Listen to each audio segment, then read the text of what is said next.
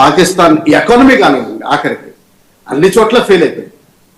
అటువంటి ఫెయిల్ అయిపోయిన దేశం ఏ కేపబిలిటీ లేకుండా ఇంటర్నేషనల్ స్టాండర్డ్స్ కి నేనేదో దౌత్యవేత్త కింద, మీడియేటర్ కింద ఎదగాలని చూస్తుంది. అది ఫెయిల్ అయిపోయింది. బ్రోకర్ లేండి, అందులో డౌట్ ఏం లేదు. మీడియేటర్స్ లేదు. బ్రోకర్ అయితే పర్వాలేదు, at least brokers are still better. Couriers just letters అక్కడి నుంచి ఇక్కడికి డెలివరీ చేసి ఆ సిగ్నేచర్ కూడా తీసుకోకుండా డెలివరీ ఇచ్చారు. యాజ్ ఇట్ ఈస్ పేస్ట్ చేయటం, అక్కడి నుంచి వైట్ హౌస్ నుంచి వచ్చింది యాజ్ ఇట్ ఈస్ పేస్ట్ చేయటం చూసాం కదా. అది సో దీన్ని మనం ఇప్పుడు ఆపరేషన్ సింధూర్ యాక్చువల్గా ఇది క్లోజ్ అవ్వలేదు, ఇంకా కంటిన్యూ అవుతుంది. మనం 2 కండిషన్స్ పెట్టాం. సింధ్ వాటర్స్ అబ్రిగేషన్ లోనే ఉంటాయి, ఎప్పటి వరకు టెర్రరిజం వదలరు. దీని గురించి పాకిస్తాన్ ఒక్క మాట మాట్లాడలేదు. మధ్యలో కొన్ని స్టార్టింగ్ లో మాట్లాడారు, కానీ దాని తర్వాత దాదాపు సైలెంట్ అయిపోయారు. వీళ్ళు ఏం చేస్తారు అన్నది కొంచెం డౌట్ గా కనిపిస్తుంది.